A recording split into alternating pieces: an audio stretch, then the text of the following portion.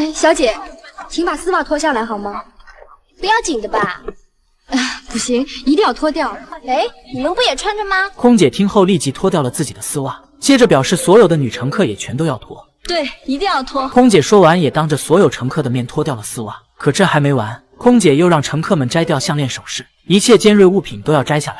男人则需要将自己的皮带抽出，就连鞋子也要脱掉上交。而他们所做的一切都只是为了保命。这是1998年9月10日真实发生的事件。一架载满137名乘客的客机，像往常一样从上海虹桥飞往北京。怎料刚起飞没多久，机长将起落架收回时，突然发现本该熄灭的指示灯竟一直亮着红灯。于是他再次尝试将起落架重新收回，怎料一番操作，起落架根本放不下来，3个指示灯竟也全都开始亮起了红灯。机长瞬间意识到事情有些严重，因为这说明飞机无法正常落地。于是他赶紧让副机长查找故障原因，与此同时联系塔台。